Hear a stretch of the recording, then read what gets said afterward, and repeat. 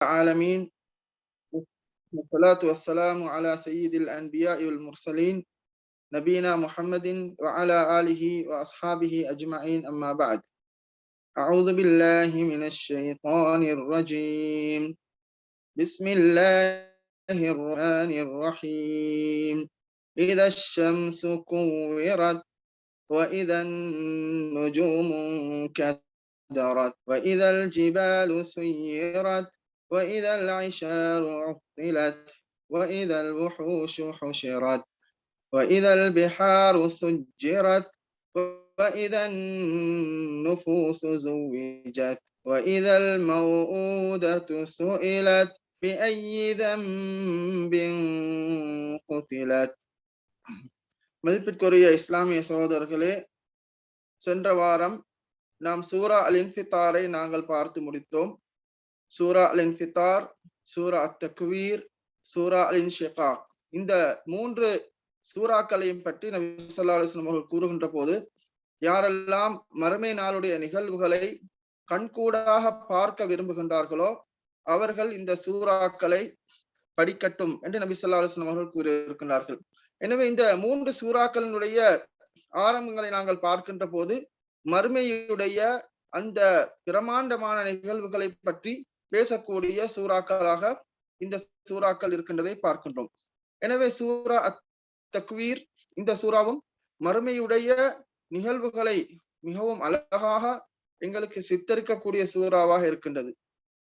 இந்த சூறாவின் ஆரம்பத்திலே அல்லாஹு தஆலா குறிப்பிட்டிருக்கின்ற போது இதஷம்சு குவ்விரத், இதஷம்சு குவ்விரத், இந்த சூரியன் இருக்கின்றதே, இந்த சூரியன் அப்படியே சுருட்டப்பட்டு விட்டால், தப்சீருடைய உலமாக்கள் கூறுகின்ற போது ஒரு தலைப்பாகையை எவ்வாறு நாங்கள் சுருட்டி விடுகின்றோமோ, அல்லது நாங்கள் ஒரு கடதாசியை நாங்கள் எவ்வாறு சுருட்டி விடுகின்றோமோ அந்த மாதிரி இந்த சூரியன் சுருட்டப்பட்டு விடும். இந்த சூரியனுடைய ஒளி மங்கிவிடும், ஒளி சென்று விடும். அது மறுமையுடைய பிரமாண்டமான ஒரு அடையாளமாக இருக்கின்றது. இந்த சூரியன் தான் இந்த உலகத்தை, இந்த உலகம் இயங்கிக் கொண்டிருப்பதற்கு இந்த சூரியன் ஒரு முக்கியமான ஒரு காரணமாக இருக்கின்றது. அல்லாஹ் தஆலா ஒரு முக்கியமான காரணியாக வைத்திருக்கின்றான். இரவை நாங்கள் நிரந்தரமாக வைத்து விட்டால் உங்களுக்கு பகலை கொண்டு வருவது யாரு? அதே போன்று பகலை நாங்கள் நிரந்தரமாக வைத்து விட்டால் இந்த இரவை உங்களுக்கு கொண்டு வருவது யார் என்று அல்லாஹ் தஆலா குறிப்பிடுகின்றான். எனவே இந்த வாழ்க்கையுடைய சுழற்சியை, இந்த உலக ஓட்டத்தை தீர்மானிக்கக்கூடிய ஒன்றாக, அதற்கு ஒரு முக்கியமான காரணியாக இந்த சூரியன் இருந்து கொண்டிருக்கின்றது. இந்த சூரியனை வைத்துத்தான் இந்த உலகம் செயற்பட்டு கொண்டிருக்கின்றது, ஓடிக்கொண்டிருக்கின்றது. நாட்கள், வருடங்கள், மாதங்கள் எல்லாம் இந்த சூரியனை அடிப்படையாக வைத்து ஓடிக்கொண்டிருக்கக்கூடியதை பார்க்கின்றோம். எனவே இந்த பிரமாண்டமான அல்லாஹ்வுடைய அத்தாட்சியாகிய இந்த சூரியன் மறுமை நாள் ஏற்படுகின்ற போது அது சுருட்டப்பட்டு விடும்.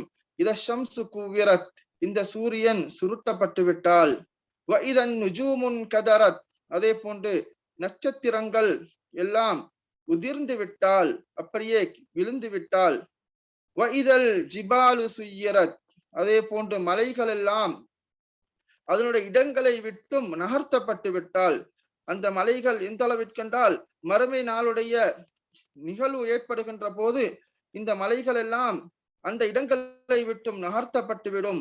இன்னும் ஒரு வசனத்திலே அல்லாஹ் தஆலா குறிப்பிடுகின்ற போது வசுய்யிரத்தில் ஜிபாலு ஃபகானத் சராபா, இந்த மலைகள் எல்லாம் அப்படியே தகர்த்தப்பட்டு அவைகள் எல்லாம் காணல் நீர் போன்று மாறிவிடும். அந்த மலைகள் இருந்த இடத்திற்கே அடையாளம் இல்லாமல் செல்கின்ற அளவிற்கு மாறிவிடும் என்று அல்லாஹ் தஆலா குறிப்பிடுகின்றான். எனவே இந்த அல்லாஹுடைய இந்த அத்தாட்சிகளை அல்லாஹு தஆலா இந்த சூறாவிலே அழகாக குறிப்பிடுகின்றதை பார்க்கின்றோம்.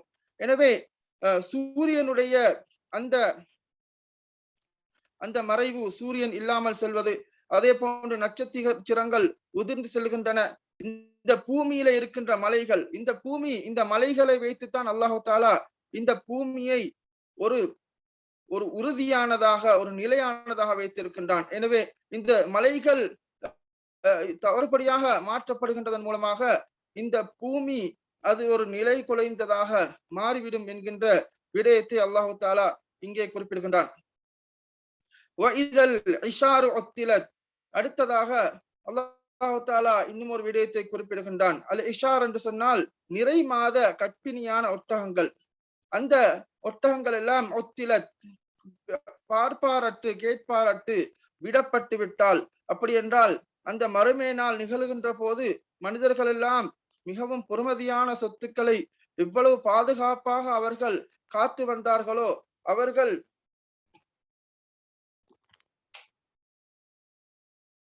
பாதுகாப்பாக இந்த சொத்துக்களை அவர்கள் பாதுகாத்து வந்தார்களோ, அந்த சொத்துக்கள் எல்லாம் கைவிடப்படும். எனவே அரபியர்களிடத்திலே இருந்த ஒரு பெருமதியான சொத்துதான் அந்த ஒட்டகமாக இருக்கின்றது.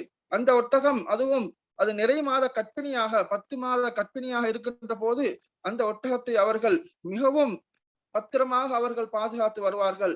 அந்த ஒட்டகங்கள் கூட கைவிடப்பட்டு விடும். இதன் மூலமாக அல்லாஹ் தஆலா என்ன கூறுகின்றான் என்றால், ஒட்டகத்தை இங்கு குறிப்பிடவில்லை. மனிதர்கள் எந்த சொத்துக்களை எல்லாம் மிகவும் பாதுகாப்பாக காத்து வந்தார்களோ, இந்த உலகத்தை அவர்கள் கட்டி காக்க வேண்டும் என்று நினைத்திருந்தார்களோ, அந்த உலகத்தின் இன்பங்களை அந்த சொத்துக்களை எல்லாம் மனிதர்கள் மறந்து விடுவார்கள் என்பதை அல்லாஹ் தஆலா இந்த வசனத்தின் மூலமாக குறிப்பிடுகின்றான். இன்னும் ஒரு இடத்திலே குறிப்பிடுகின்ற போது, யௌம யஃபிருல் மர்உ மின் அஹீஹி வ உம்மிஹி வ அபீஹி வ ஸாஹிபதிஹி வ பனீ. அந்த நாளிலே மனிதன் தன்னுடைய சகோதரனை விட்டும் விரண்டோடுவான், அவனுடைய தாயை விட்டும், அவனுடைய தந்தையை விட்டும், அவனுடைய மனைவியை விட்டும், அவனுடைய பிள்ளைகளை விட்டும் அவன் விரண்டோடுவான். லிகுல்லி இம்ரிஇன் மின்ஹும் யௌமஇதின் ஷஅனு யுக்னி. ஒவ்வொரு மனிதனுக்கும் அந்த நாளிலே அவனுக்கென்று ஒரு விடயம் அவனை பராக்காக்கிக் கொண்டிருக்கும், அவனை திசை திருப்பிக் கொண்டிருக்கும் என்று அல்லாஹ் தஆலா குறிப்பிடுகின்றான். எனவே அந்த மறுமை நாள் வருகின்ற போது இப்படியான நிகழ்வுகள் நடைபெறும் என்பதை அல்லாஹ் தஆலா குறிப்பிடுகின்றான். அதே போன்று இன்னும் ஹதீஸ்களிலே இந்த மனிதர்கள் எல்லாம் மஹ்ஷர் மைதானத்துக்கு கபர்களில் இருந்து அவர்கள் எழுப்பப்பட்டு வருகின்ற போது பூமியுடைய பொக்கிஷங்கள் எல்லாம் வெளிப்பட்டிருக்கும், பூமியுடைய பொக்கிஷங்களை எல்லாம் வெளிப்படுத்தி இருக்கும். தங்கம், அதே போன்று பெருமதியான எல்லா பொருட்களும் பூமியிலே அப்படியே காணப்படும். ஆனால் அதை யாரும் திரும்பியும் பார்க்க மாட்டார்கள் என்று ஹதீஸ்களிலே வந்திருக்கின்றது. எனவே ஒரு மனிதன் மறுமை நாள் வருகின்ற போது இந்த உலக சொத்துக்கள் அனைத்தையும் மனிதன் மறந்து விடுவான் என்கின்ற விடயத்தை இதல் இஷார் ஒத்திலத் என்று சொல்லக்கூடிய இந்த வசனத்தின் மூலமாக அல்லாஹு தஆலா விளங்கப்படுத்துகின்றான். எனவே அல்லாஹு தஆலா அல் குர்ஆனுடைய வளமையை நாங்கள் பார்க்கின்ற போது மனிதர்களுக்கு அவர் அந்த சமூகத்திற்கு அந்த சூழலுக்கு என்ன விடயத்தை வைத்து ஒரு மனிதனோடு பேச முடியுமோ அப்படியான விடயங்களை வைத்து அல்லாஹு தஆலா பேசுகின்றதை நாங்கள் பார்க்கின்றோம். எனவே இங்கு ஒட்டகம் என்று சொல்லுகின்ற போது இப்போது ஒட்டகத்திற்கு அந்த அளவுக்கு பெருமதி இருக்காது.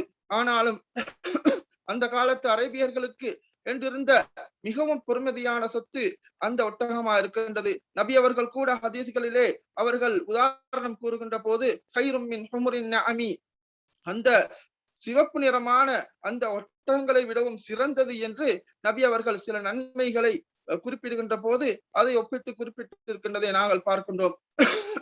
எனவே அல்லாஹு தஆலா அந்த மனிதனோடு பேசுகின்ற போது அவனுடைய புத்திக்கு ஏற்றவாறு அவனுக்கு பொருத்தமான முறையில் அல்லாஹ் பேசுவதை குர்ஆனிலே பேசுகின்றதை நாங்கள் பார்க்கின்றோம். நாங்கள் சூரா அல் காஷியாவிலே பார்க்கின்ற போது அஃபலா யன்துரூன இலல் இபிலி கைஃப குலிகத் வ இலஸ் ஸமாஇ கைஃப ருஃபிஅத் வ இலல் ஜிபாலி கைஃப நுஸிபத் வ இலல் அர்தி கைஃப சுத்திஹத். நீங்கள் ஒட்டகத்தை பார்க்கவில்லையா, அது எவ்வாறு படைக்கப்பட்டிருக்கின்றது? அதே போன்று வானத்தை நீங்கள் பார்க்கவில்லையா, அது எவ்வாறு உயர்த்தப்பட்டிருக்கின்றது? அதே போன்று நீங்கள் மலைகளை பார்க்கவில்லையா, அவைகள் எவ்வாறு நட்டி வைக்கப்பட்டிருக்கின்றன? அதே போன்று நீங்கள் பூமியை பார்க்கவில்லையா, அது எவ்வளவு அழகாக அது விரிக்கப்பட்டிருக்கின்றது? இதையெல்லாம் மனிதன் தன்னுடைய சூழலை பார்த்து அவன் படிப்பினை பெறுகின்ற விதத்திலேதான் அல்லாஹ் அல் குர்ஆனிலே பேசுகின்றதை நாங்கள் பார்க்கின்றோம். அடுத்த ஒரு மறுமை நாளுடைய பிரமாண்டமான அடையாளமாக அடுத்த விடயத்தை அல்லாஹ் தஆலா குறிப்பிடுகின்றான். எல்லா படைப்பினங்களும், எல்லா கால்நடைகளும், எல்லா உயிரினங்களும் ஹுஷிரத், அவைகள் ஒன்று திரட்டப்பட்டு விட்டால். இங்கு உஹுஷ் என்கின்ற போது வமா மின் தாபத்தின் ஃபில் அர்தி வல்லா தாயிரின், அல்லாஹ் இன்னும் ஒரு இடத்திலே கூறுகின்ற போது இந்த பூமியில இருக்கின்ற எல்லா உயிரினங்களும் அந்த மறுமை நாளுடைய நேரத்திலே அவைகள் எல்லாம் ஒன்று திரட்டப்படும். ஹுஷிரத், அவைகள் ஒன்று திரட்டப்பட்டு விடும். அதை பற்றி நாங்கள் ஹதீஸ்களிலே பார்க்கின்ற போது எல்லா மனிதர்களும் ஒன்று திரட்டப்படுகின்றதை போன்றே மிருகங்கள், கால்நடைகள், பறவைகள், பூச்சிகள் அவை அனைத்துமே ஒன்று திரட்டப்படும் என்று சொல்லப்பட்டிருக்கின்றது. எனவே இந்த வசனத்தின் மூலமாக எல்லா உயிரினங்களும் அந்த மறுமை நாளுடைய நிகழ்வு ஏற்படுகின்ற போது அவர்கள் இந்த ஒன்று திரட்டப்படுவார்கள்.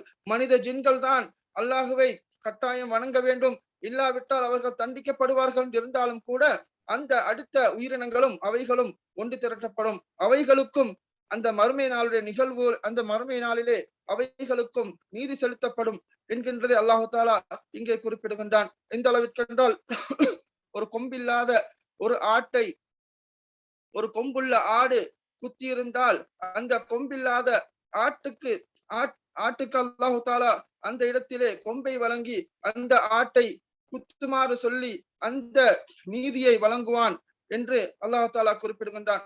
இன்னும் நாங்கள் சூரா நபாலே பார்க்கின்ற போது இந்த நிகழ்வுகளை ஒரு காபிர் காண்கின்ற போது அந்த காபிர் நினைப்பானாம், யாலைத்தனி குந்து துராபா, இந்த கால்நடைகள் எல்லாம் அவைகளுக்கு நீதி செலுத்தப்பட்டதன் பின்னால் அவைகள் அனைத்தும் மண்ணாக மாறிவிடும், அவைகள் அடையாளம் இல்லாமல் சென்றுவிடும்.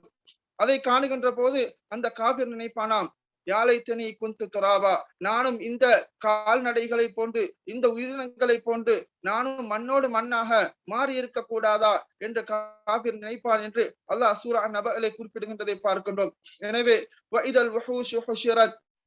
உயிரினங்கள், கால்நடைகள் அனைத்துமே ஒன்று திரட்டப்பட்டால், அதே போன்று கடல்கள் அவைகள் எரிக்கப்பட்டால், அவைகள் நெருப்பு மூட்டி அந்த கடல்கள் எரிக்கப்பட்டால் என்று அல்லாஹ் தாலா குறிப்பிடுகின்றான்.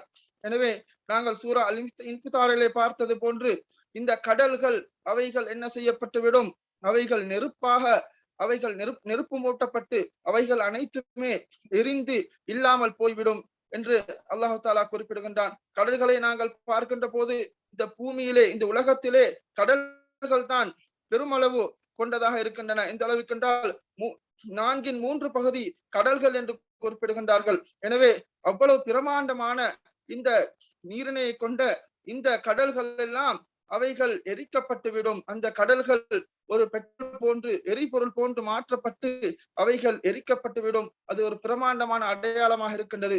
எனவே கடல்கள் எரிக்கப்பட்டதன் பின்னால் இந்த பூமி ஒரு தரை மட்டமாக, அது காய்ந்த எந்த விதமான ஈரத்தன்மையும் இல்லாத ஒரு தரை மட்டமாக இந்த பூமி மாறிவிடும். அந்த மஹ்ஷர் மைதானம் அவ்வளவு ஒரு அப்படியான ஒரு வறண்ட ஒரு பூமியாக இருக்கும் என்பதை நாங்கள் புரிந்து கொள்ள வேண்டும். எனவே அந்த நிலைமையிலே ஒரு மனிதன் அவன் செய்த நன்மை மாத்திரம்தான் அவனுக்கு கை கொடுக்கக்கூடிய ஒரு நிலைமை மாறும் என்பதை காண முடியுமா இருக்கின்றது. அடுத்த வசனத்திலே அல்லாஹ் தாலா குறிப்பிடுகின்ற போது, ஆத்மாக்கள் ஒவ்வொன்றும் ஒன்றோடு இணைக்கப்படுகின்ற போது, ஒவ்வொரு ஆத்மாக்களும் அதனுடைய அந்த இனத்தோடு இணைக்கப்படுகின்ற போது, இதற்கு விளக்கம் அளிக்கின்ற போது உலமாக்கள் கூறுகின்றார்கள், ஒவ்வொரு இனத்தை சேர்ந்தவர்களும் அவர்களை சார்ந்தவர்களோடு அவர்கள் இணைக்கப்படுவார்கள். எப்படி என்றால் ஒவ்வொரு உம்மத்துகளும் அந்த நபிமார்களோடு அவர்கள் இணைக்கப்படுவார்கள். அதே போன்று ஒவ்வொரு நல்லடியார்கள், முக்மீன்கள் முக்மீன்கள் அவர்களோடு சார்ந்தவர்களோடு இணைக்கப்படுவார்கள். காவிர்களோடு இணைக்கப்படுவார்கள். அதே போன்று அடுத்த உயிரினங்கள் அவைகளை சார்ந்த அந்த உயிரினங்களோடு இணைக்கப்படும் என்று குறிப்பிடுகின்றார்கள். எனவே மறுமை நாள் ஏற்படுகின்ற போது எல்லா சமூகத்தினரும் அவர்களை சார்ந்தவர்களோடு அவர்கள் இணைக்கப்படுவார்கள். அப்படித்தான் அவ்வாறுதான் அந்த மஹ்ஷர் மைதானம் அமைக்கப்படும் என்பதை இந்த வசனத்தின் மூலமாக அல்லாஹு தாலா குறிப்பிடுகின்றான். எனவே இப்படியான பிரமாண்டமான நிகழ்வுகளை அல்லாஹு தாலா இந்த வசனத்திலே குறிப்பிடுகின்றதை பார்க்கின்றோம்.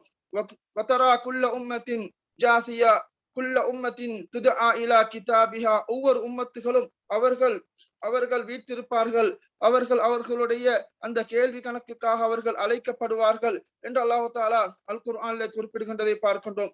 எனவே ஒவ்வொரு உம்மத்துகளும் அவர்களை சார்ந்தவர்களோடு அவர்கள் இருப்பார்கள் என்பதை அல்லாஹு தாலா இங்கு குறிப்பிடுகின்றான். அடுத்த ஒரு முக்கியமான விடயமாக அடுத்த வசனத்திலே அல்லாஹு தாலா குறிப்பிடுகின்ற போது,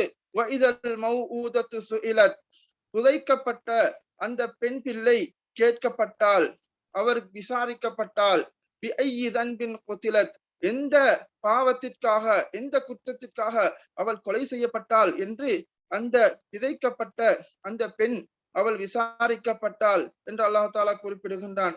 எனவே அந்த ஜாஹிலிய காலத்திலே இருந்த ஒரு வளமைதான் பெண் பிள்ளைகளை அவர்கள் உயிரோடு பிதைத்து விடுவார்கள். அது ஜாஹிலியா காலத்திலே இருந்த ஒரு மிகவும் மோசமான ஒரு வளமையாக இருக்கின்றது. அந்த வளமையை பற்றி அல்லாஹ் தாலா இங்கே குறிப்பிடுகின்றான். எனவே அநீதம் இழைக்கப்பட்டவர்கள் அனைவருக்கும் தீர்ப்பு வழங்கப்படுகின்ற, நியாயம் வழங்கப்படுகின்ற ஒரு நாளாக அந்த மறுமை நாள் காணப்படுகின்றது. எனவே அங்கு இந்த ஜாஹிலியா காலத்திலே உயிரோடு புதைக்கப்பட்ட அந்த பெண் பிள்ளை கேள்வி கேட்கப்படுவாள், அவள் விசாரிக்கப்படுவாள், அவளுக்கு நீதி வழங்கப்படுவதற்காக வேண்டி. அதே போன்று அவர்களுக்கு யாரெல்லாம் அநியாயம் இழைத்தார்களோ, அநியாயமாக அந்த பெண் பிள்ளையை உயிரோடு புதைத்தார்களோ அவர்களை தண்டிப்பதற்காக, அவர்களுக்கு உரிய தண்டனை வழங்கப்படுவதற்காக அந்த பெண் பிள்ளை விசாரிக்கப்படும் என்கின்ற விடயத்தை அல்லாஹு தாலா அல் குர்ஆனிலே பிரத்யேகமாக குறிப்பிடுகின்றதை பார்க்கின்றோம். எனவே இந்த மறுமை நாளுடைய பிரம்மாண்டமான நிகழ்வுகளை தொடராக கூறிக்கொண்டு வருகின்ற ஒரு சூறாவாக இந்த சூரா அத்-தக்வீர் இருக்கின்றது. எனவே இந்த சூறாவின் எஞ்சியுள்ள பகுதிகளை படித்து அதனிருந்து படிப்பினை பெற்று அல் குர்ஆனை விளங்கி அதன்படி செயல்படுகின்ற சமூகமாக அல்லாஹ் தஆலா அனைவரையும் ஆக்கி அருள்வானாக.